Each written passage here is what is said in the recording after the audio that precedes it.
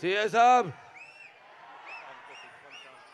मेरे को दुश्मन कम और जान देने वाले फैंस ज्यादा है। ఎక్కడి నుంచి మొదలు పెట్టాలి? रायलसीमा का नाम सुना? वो मेरा अड्डा। దేశానికి ఒక రాష్ట్రపతినిచ్చింది రాయలసీమ. అవిభక్త ఆంధ్ర రాష్ట్రానికి 6 ముఖ్యమంత్రులు ఇచ్చింది రాయలసీమ. తెలుగు జాతి కోసం పిడికిలి బిగించిన ఒక మహనీయుడిని గుండెల్లో పెట్టుకుంది రాయలసీమ. ప్రపంచ పటంలో మన ఆంధ్ర రాష్ట్రాన్ని విజనరీ చేసింది ఒక రాయలసీమ. ఇది రాయలసీమ కాదు, రాయలసీమ. सारे जहां से अच्छा हिंदू सीता हमारा, हम बुलबुले इसके ये गुल सीता हमारा. ఇవాళ సితారా ఎంటర్టైన్మెంట్స్ మా డాకు మహారాజ్ సినిమా యొక్క ఈ విజయోత్సవ సభకు విచ్చేసిన నా అభిమానులకి, రాయలసీమ నలుచెరుగుల నుంచి విచ్చేసిన ప్రేక్షక దేవుళ్లకు, అభిమానులకి, కళా పోషకులకు, కళా ప్రియులకు, అలాగే ఇక్కడ సభకు విచ్చేసిన నా సహచర శాసనసభ్యులైతేనేమి, మంత్రివర్యులు, శాసన మండలి సభ్యులు, వివిధ హోదాల్లో ఉన్న నా కుటుంబ సభ్యులందరికీ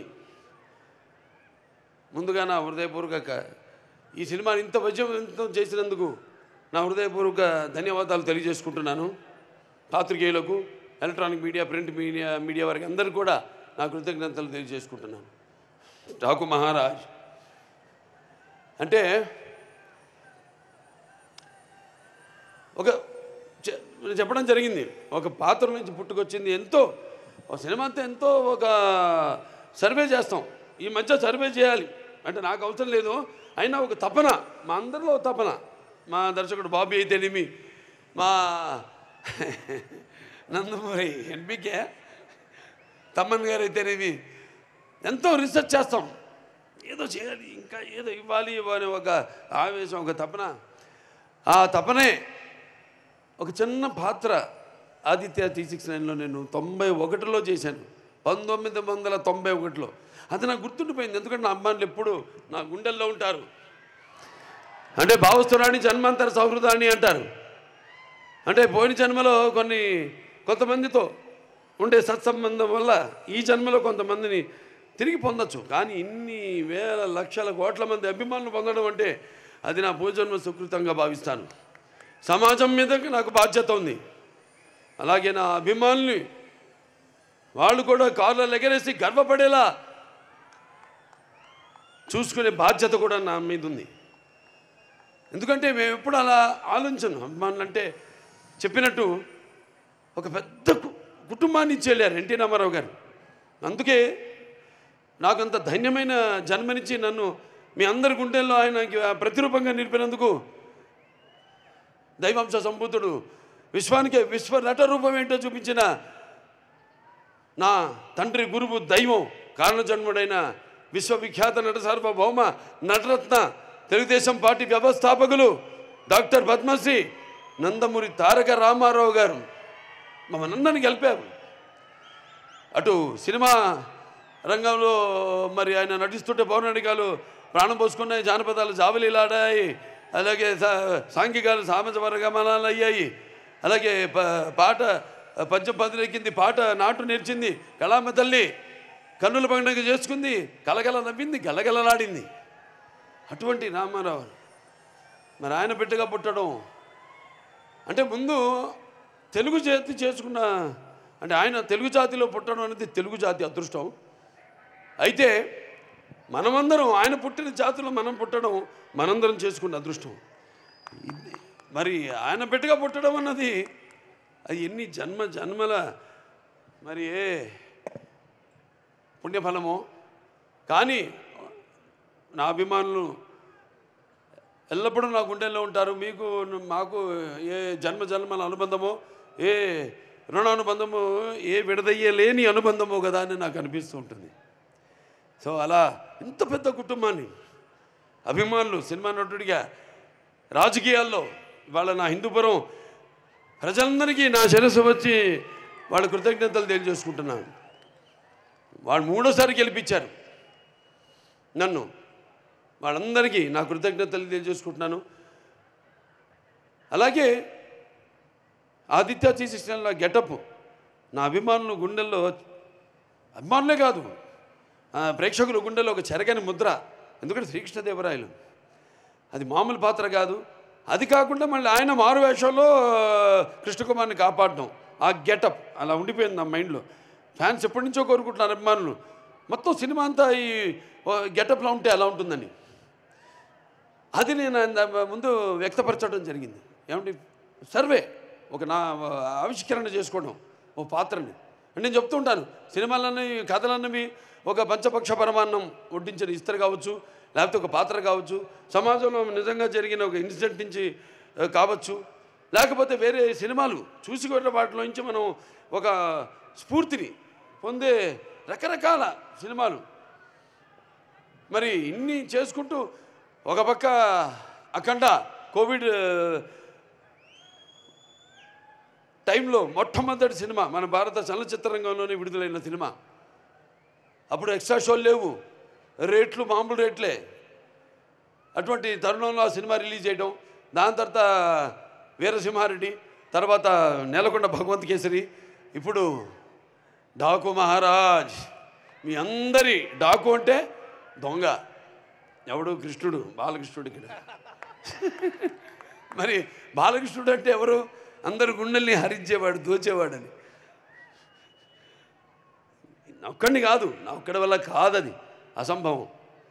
దానికి కొన్ని సినిమాలకి అద్భుతాలు దొరుకుతాయి అంతే. నేను ఎప్పుడు అంటూ ఎన్టీ రామారావు పుట్టడం నుంచి ఆయన సినిమాలు అయితేనేమి, ఇప్పుడు నేను చేసిన ఈ 4వ విజయం. మరి ఇంతమంది నాన్నగారు అనేవారు, సమాజమే దేవాలయం, ప్రజల దేవుళ్ళు, అందులో నేను ఒక దేవుణ్ణని. అలాగే నా తెలుగు ప్రజలకి నేను ఎందుకు ఎప్పుడు రుణపడి ఉంటానంటే, ఎప్పుడు అంటారు శత్రుశేషం రుణశేషం అని, అగ్నిశేషం ఉంచకూడదని. అలాగే మీ శేషం ఈ జన్మకి తీరదు, ఈ రుణం చేస్తానే ఉంటా నా కొన్న ఊపిరి వరకు.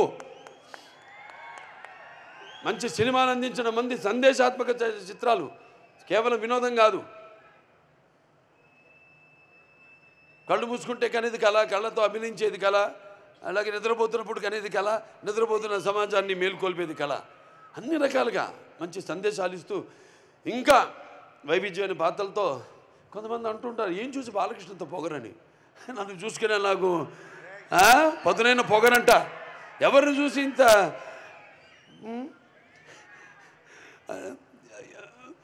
అంటే అన్నీ తెలుసా వీడికి అనుకుంటారు. నన్ను నేను తెలిసే కంటే గొప్ప పిచ్చ లేదని ఒక సవాలుగా నిలబడతా. ఎవరిని చూసుకుని అంత ధైర్యం అంటారు. నన్ను, నాలో ఉన్న నాలో ఉన్న వ్యక్తిత్వాన్ని చూసి మరి ఆ ధైర్యం అక్కడి నుంచే. నాలో ఉన్న వ్యక్తిత్వం అంటే ఒక పట్టుదల, కేవలం సినిమాలే కాదు, ఒక జీవితాన్ని కూడా ఏమిటో ఒక అర్థం చేసుకోవాలనే ఇంకొక తపన. అలాగే అభిమానులు ఉన్నారు, వాళ్ళే అసలు నిజమైన నా ప్రచారకర్తలు. నేను ఎప్పుడు పట్టించుకోను సినిమాలు కలెక్షన్స్ గురించి కానీ, రన్ గురించి కానీ, వేట్ల గురించి నేను ఎక్కువ పట్టించుకోను.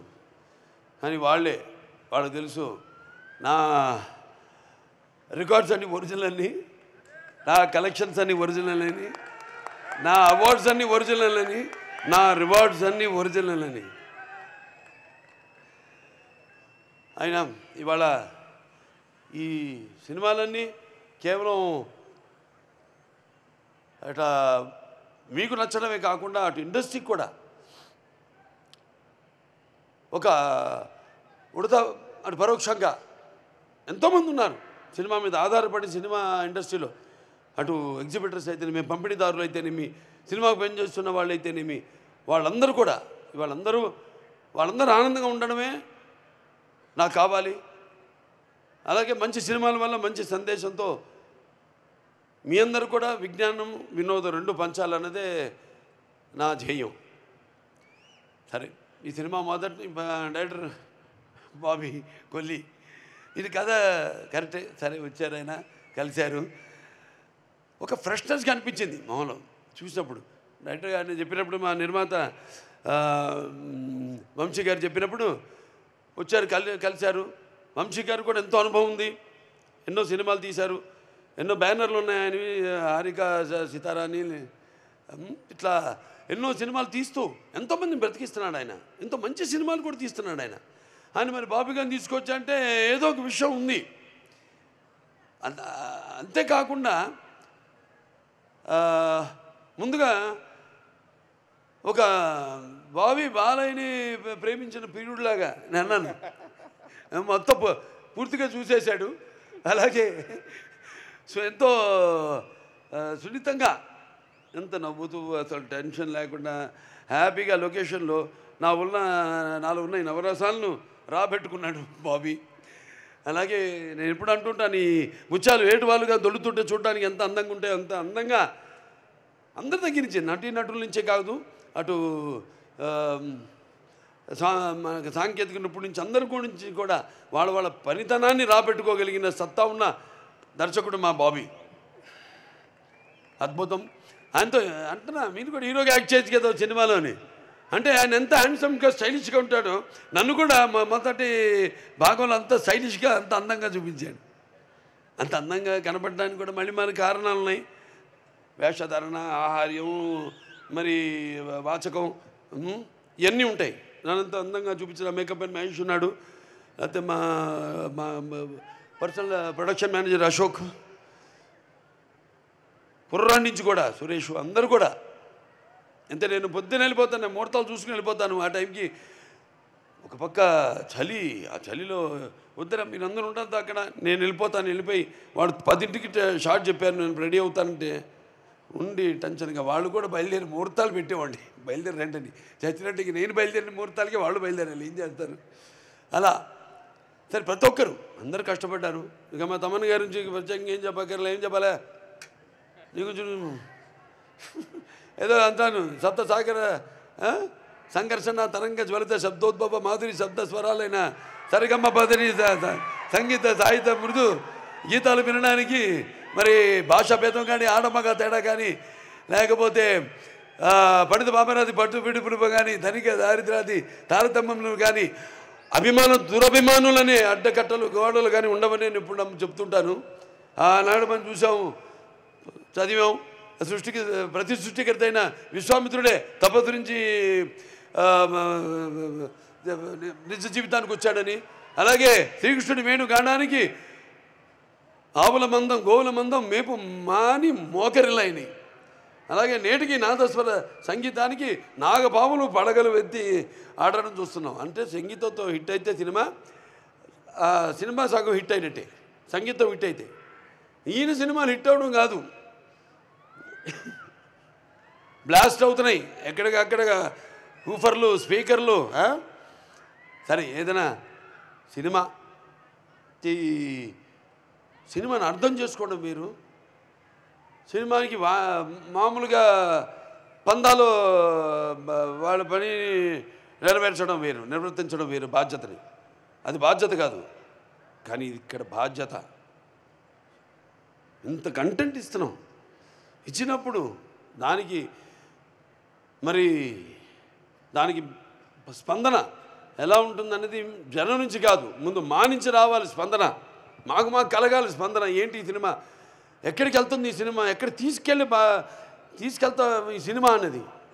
అటువంటి అద్భుతమైన పాటలకే కాదు, అటు బ్యాక్గ్రౌండ్ మ్యూజిక్, అసలు బాక్స్ బద్దలైపోయేలా, స్పీకర్లు బద్దలైపోయేలా అద్భుతమైన సంగీతాన్ని, బాణీలను సమకూర్చిన మా తమ్మనికి నా ఆశీస్సులు తెలియజేసుకుంటున్నాను. అలాగే మా కెమెరామెన్ గారి గురించి చెప్పాలి.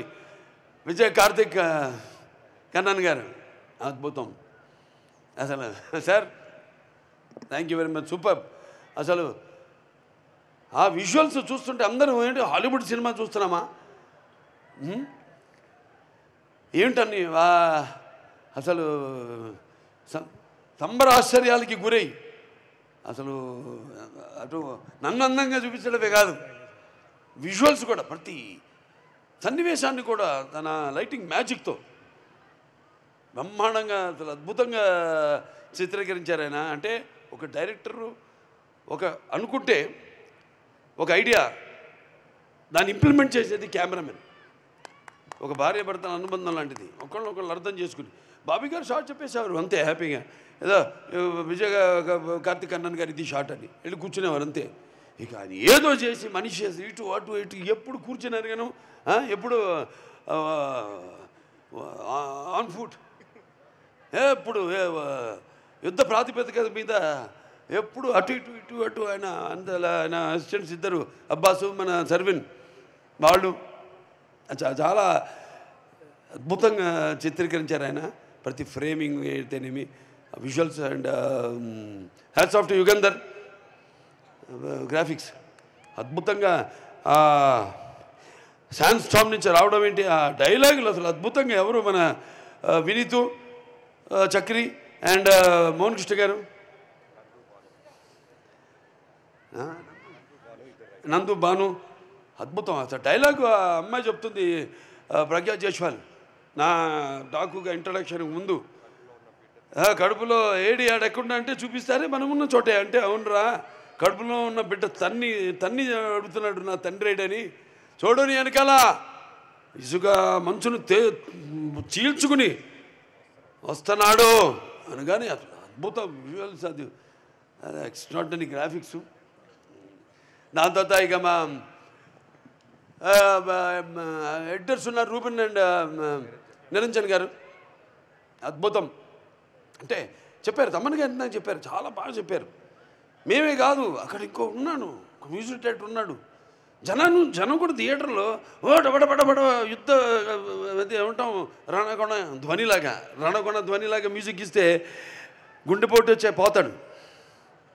అలా కాకుండా ఎక్కడ స్పేస్, ఆ కుషనింగ్ ఎంత గ్యాప్ ఇవ్వాలి, వాళ్ళకు కూడా నిశ్వాసాలు తీసుకునే సమయం ఇవ్వాలి మనం అని ఎంతో అద్భుతంగా ఎడిటింగ్. అంటే ఎడిటింగ్ కూడా ఇప్పుడు కెమెరామెన్ డైరెక్టర్ ఎలా అన్నానో ఎడిటింగ్ కూడా అలాగే వాళ్ళ డిస్కషన్ ఉంటుంది, వాళ్ళు కొట్లాడుకుంటారు, ఎన్నో జరగాలి. నాకు ఎప్పుడు అలాగే జరగాలి, వేడి కొట్టించాలి. ఏదైనా ఏవో సంవత్సరాలు తీయడం ఎన్నో నా వల్ల కాదు. వచ్చింది మంచి థాటు, అదే ముహూర్తం, అదే తదేప ముహూర్తం మొదలు పెట్టేయాలి అంతే. దాని మీద దాని గురించి ఇంకో పక్కన వాళ్ళు ప్రమేయం మన మీద పడిందంటే అయిపోయినట్టు, అది ఆడినట్టే. అంటే మనం అనుకున్నాం ఒక కన్విక్షన్ వెళ్ళిపోవడమే ముందుకి. అలాగే మా వెంకట మాస్టర్ ఫైట్ మాస్టర్ అద్భుతంగా ఆయన పోరాటాలు చాలా అద్భుతంగా అసలు కొత్త వెరైటీగా. నాకు బాగా నచ్చింది ఏంటంటే చివరిలో మాకు డిస్కషన్ జరిగింది. అంటే డిస్కషన్ జరలా, క్లైమాక్స్ ఫైట్ ఏదో అనుకున్నాం బీభత్సంగా భయంకరంగా అద్దాల పగలు కొట్టుకుని గుర్రాలు కూడా అద్దాల పగలు కొట్టి రాజ్పుట్ ఆడ స్టైల్లో అనుకున్నాం. ఏమన్నా డైరెక్టర్ గారు వచ్చి బాబు తీసాం, కొన్ని షాట్లు తీసిన తర్వాత ఏం లేదు పాపలా వెనక్కి వస్తుంటుంది, మొదట్లో వచ్చినట్టు తిరిగి ఇలా చూస్తుంది. అక్కడి నుంచి హీరో మీరు ఎంటర్ అవుతారండి అంటే ఆ సలైన్ బట్టలతో అలా ఎంటర్ అవుతారంటే ఎక్స్ట్రాడినరీ. ఇంకెందుకని ఏం ఎక్స్ట్రాడినరీ కూడా అల్లా ఓకే సార్ అలాగేనండి అని వెళ్ళిపోయా కూర్చున్నాను. తెలిసిపోయింది మేమేమేమనుకుంటాం తెలుసు రేపు ఎలా ఉండబోతుందో రెస్పాన్స్. అంతే గమ్మన వెళ్ళిపోయి కూర్చున్నా అంతే. బయట హ్యాపీగా కూర్చుని వేరే ఏదో మోహన్ కృష్ణ గారినో అట్లా పిలిపించుకుని ఏదో జోకులు వేసుకుంటూ మాట్లాడుకుంటూ. అలాగే మా డైరెక్టర్ గారి డిపార్ట్మెంట్ ఉంది, డైరెక్షన్ డిపార్ట్మెంట్. కాంతి గారు అయితేనేమి, లేకపోతే సోమరాజు గారు వచ్చాడు,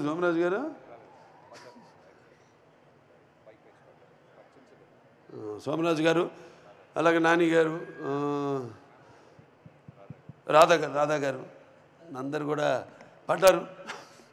సినిమా నేను ఆ పాత్రలో ఉన్నప్పుడు పాత్రలో ఉంటా, ఆ పాత్రకి రెండు ఉంటాయి, భయం ఉంటుంది, అది భయమో తెలియదు కానీ. సో అలా అందరూ కూడా మా డాన్స్ మాస్టర్ గురించి చెప్పుకోవాలి.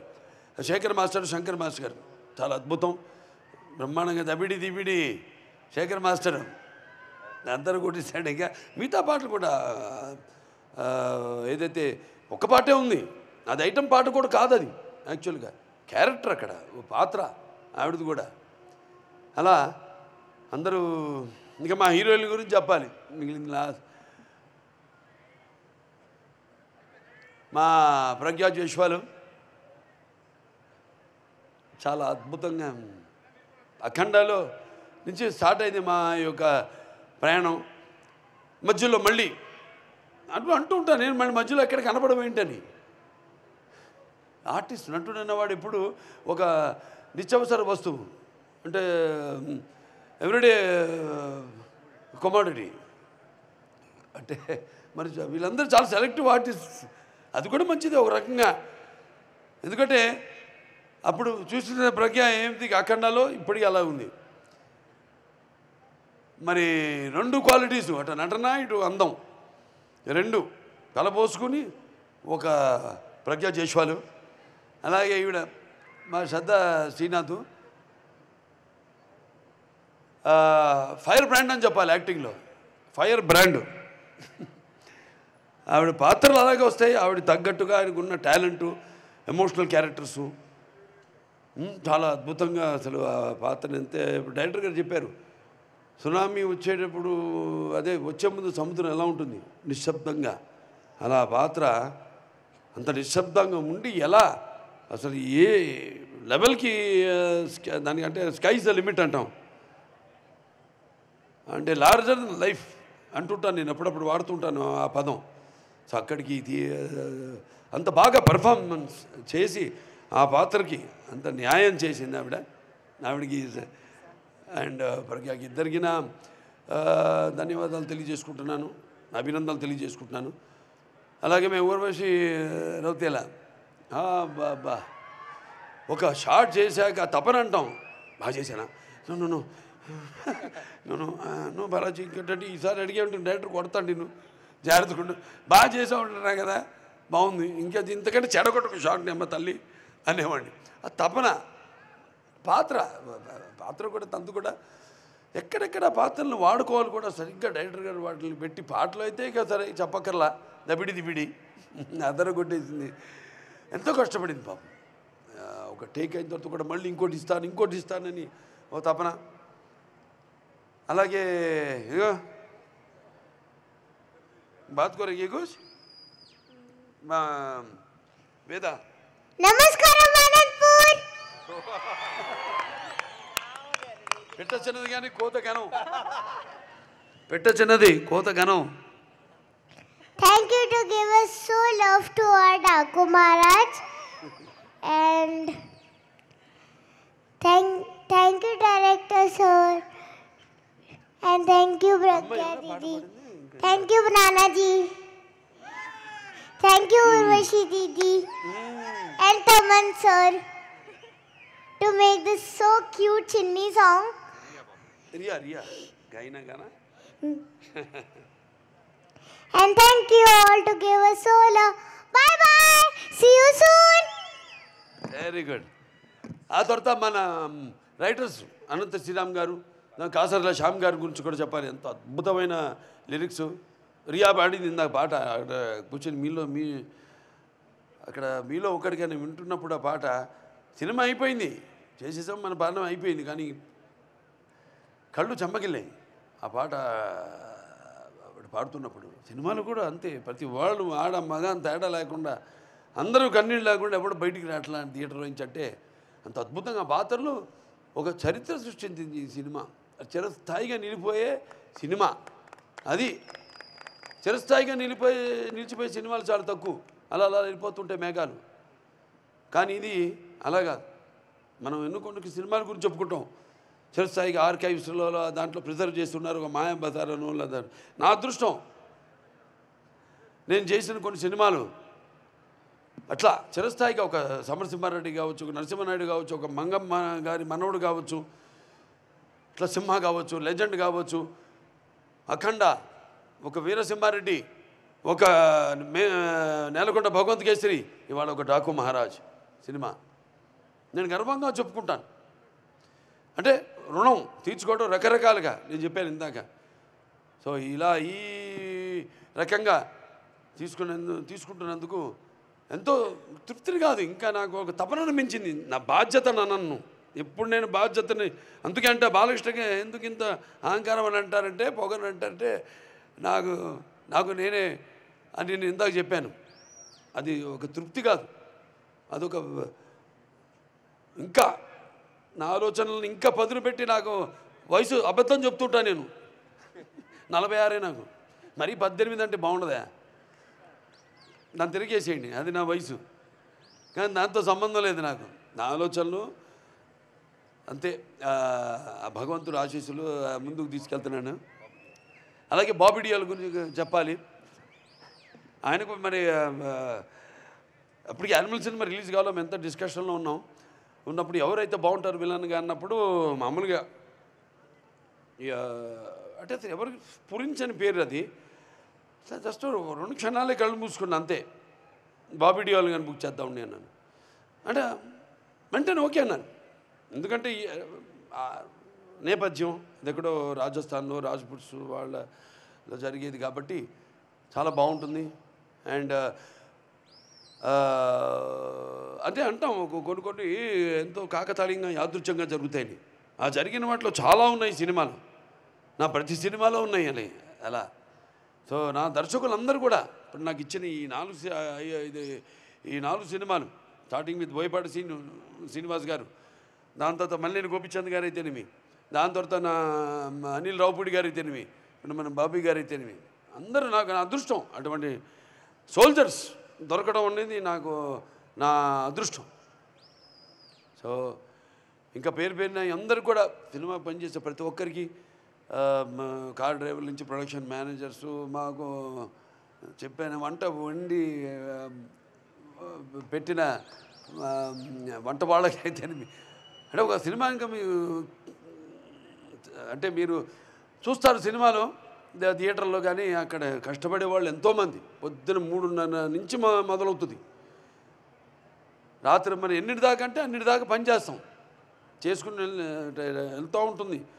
ఈ సినిమా తొందరగా విడుదల చేయాలి, సినిమా అయిపోయిన తర్వాత అదొక టెన్షను.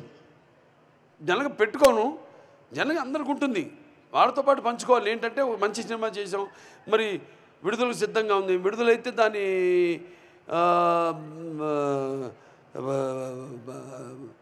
రెస్పాన్స్ ఎలా ఉంటుంది అని ఎదురు 1000 కళ్ళతో కళ్ళు కాయలు కాచేలా ఎదురు చూస్తున్న వాళ్ళందరూకి ఇటువంటి మంచి ఘన విజయాన్ని ఇచ్చిన ప్రేక్షక దేవుళ్ళందరికీ మళ్ళీ మా వెన్ను తట్టి ఇలాంటి మంచి సినిమాలు ఇవ్వండి అని మమ్మల్ని ప్రోత్సహించినందుకు మీ అందరికీ నా కృతజ్ఞతాభివందనాలు తెలియజేసుకుంటూ మరొకసారి ముఖ్యంగా నా అభిమానులు మరొకసారి రాయలసీమ 4 చెరువుల నుంచి వచ్చారు, ఇక్కడిచే కాదు పక్క రాష్ట్ర జిల్లాల నుంచి కూడా వచ్చారు, పక్క రాష్ట్రాల నుంచి కూడా వచ్చారు. అందరికీ జాగ్రత్త. అందరూ కూడా తిరిగి ఎవరెవరైతే బయట ఊళ్ళ నుంచి వచ్చారో, పక్క రాష్ట్రాలు అటు జిల్లాల నుంచి ఎవరు వచ్చారు, అందరూ కూడా క్షేమంగా మేళకెళ్ళండి. అలాగే మా press, print and electronic media వాళ్ళందరూ కూడా నా కృతజ్ఞతలు తెలియజేసుకుంటున్నాను. అలాగే ప్రత్యేకంగా పోలీస్ శాఖ వారికి నా కృతజ్ఞతలు తెలియజేసుకుంటున్నాను. నా అభిమానులు అంతా ఎప్పుడు సుశిక్షితులైన అభిమానులు. ఒక్క కంటి చూపు చాలు నా శత్రువులకైనా, లేకపోతే ఒక్క కంటి చూపు నా అభిమానుల వైపు చూసిన వాళ్ళు సుశిక్షితులైన సైనికులు అర్థం చేసుకుంటారు. చూపునే అర్థం చేసుకుని నా అడుగు కలుపుకుని నడిచే నా అనుంగ సోదరులు, నా అభిమానులు, వాళ్ళందరికీ నా కృతజ్ఞతలు తెలియజేసుకుంటూ మరోసారి ఇంత పెద్ద ఘన విజయాన్ని అందించినందుకు అందరికీ పేరున నా కృతజ్ఞతలు తెలియజేసుకుంటూ నేను సెలవు తీసుకుంటున్నాను. నాకున్న జ్ఞాన సంపదలో బ్రాహ్మణుణ్ణి, ఐశ్వర్యంలో వైశ్యుణ్ణి, మంచికి మాలని వంచిస్తే ఎదురు తిరిగే మాదిగని, కష్టాన్ని నమ్ముకున్న కొమ్మరిని కంసాలని, రజకుని, నాయ బ్రాహ్మణుని, కల్లుకిత కార్మికుడిని, కల్మషంలోని యాదవుణ్ణి, ఆపదలు ఆదుకునే వెల్లమని, వ్యక్తిత్వంలో రాజుని, అమ్మను మరిపించే కమ్మని, పౌరుషంలో రెడ్డిని, భుజంలో కాపుని, అన్ని కులాలు ఆదరించే మీ బాలకృష్ణని.